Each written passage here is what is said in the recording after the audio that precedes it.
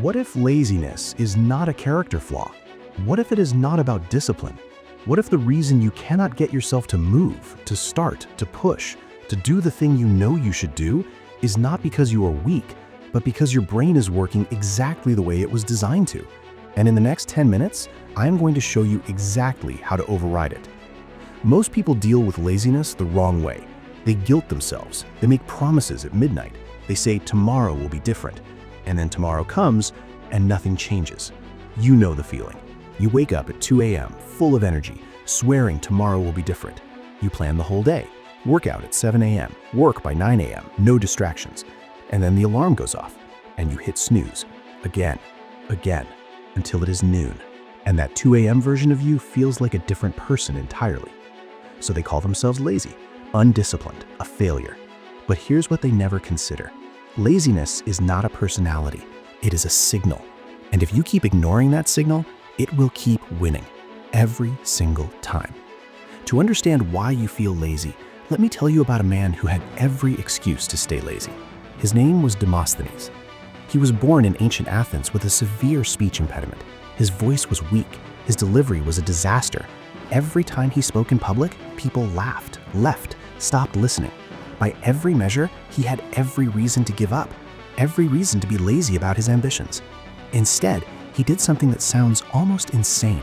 He went to the beach every single morning, put small pebbles in his mouth, and practiced speaking over the crashing waves.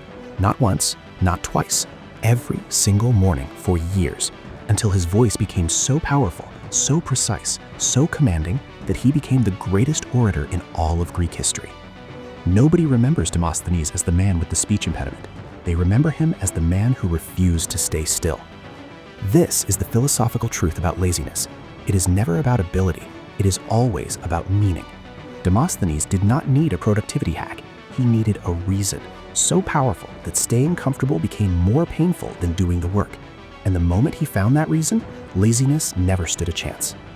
Now let us talk about what is actually happening inside your brain when you feel lazy. Because this is not about willpower, this is neuroscience. Your brain has one primary job: to protect you, to conserve energy, to keep you safe and comfortable.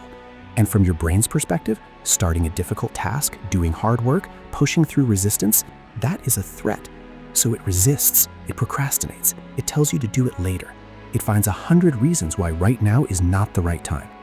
This system is run by the basal ganglia, the part of your brain that controls habit and routine. It is always pushing you toward what is familiar, what is easy, what is safe. And when you try to break that pattern, it fights back hard. But here is the key: dopamine. Most people think dopamine is the reward chemical, but that is only half true. Dopamine is actually the anticipation chemical. It fires not when you finish a task, but when you expect a reward from doing it. This means that if your brain does not see a clear, exciting reward at the end of the task, it has zero motivation to start. A Stanford study found that people check their phones an average of 85 times a day without even realizing it. Not because they need to, because every notification is a tiny dopamine hit. Your brain is not lazy, it's addicted to easy rewards. And until you give it a better source, it will always choose the phone over the work. So what does this look like in your actual life? Let's get specific. You wake up with plans, big plans. Today is the day. Today you will study, work out, eat clean, be productive. And then 2 hours pass. You're still in bed, still scrolling, still telling yourself you will start in 5 minutes. Sound familiar? Here's what is actually happening. Your environment is designed for laziness. Your phone is within reach. Your bed is warm. Everything comfortable is right there. And your brain, remember, always chooses the path of least resistance. So you're not failing because you're weak. You're failing because your environment is working against you. Let me show you what this looks like. I had a friend who wanted to write a book. For 2 years, nothing, 0 pages. He blamed laziness. Then one day he changed one thing. He moved his phone charger to the kitchen, stopped sleeping with it next to his bed. In the first week alone, he wrote 5,000 words. He didn't get more disciplined. He just made laziness harder and action easier. The people who seem effortlessly productive are not more disciplined than you. They have simply designed their environment to make laziness harder and action easier. They put their gym clothes out the night before. They leave their laptop open on the task they need to do. They remove the apps to waste their time. They make the right choice, the easy choice. And the moment you start designing your environment instead of fighting your brain, everything changes. Here are 5 steps, not motivation, not inspiration. Actual steps that rewire how your brain responds to laziness, starting today. Step 1, find your why. Not a surface level why, a deep why. Not just, I want to be successful. Why do you want to be successful? Look at the people you love, your parents, your partner, your future self. Now ask yourself, what happens to them if you stay exactly where you are for the next 10 years? That question is uncomfortable. That's the point, because a powerful enough why makes every how feel obvious.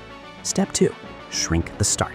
Your brain resists big tasks, so make the tasks smaller than feels reasonable. Don't say, I will work for 2 hours. Say, I will open my laptop and work for 2 minutes. That's it, because starting is the hardest part. And once you start, momentum takes over almost every time.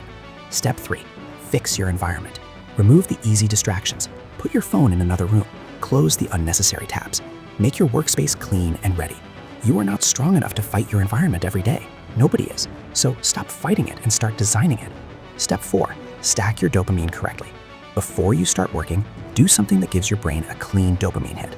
A short walk, a cold splash of water, 5 minutes of music that energizes you. This primes your brain for action instead of comfort. You are not tricking yourself. You are literally reprogramming your reward system. Step 5, track your wins every day, even the small ones, because your brain needs evidence that effort leads to reward. When you track your progress, even just crossing something off a list, your basal ganglia starts associating effort with reward.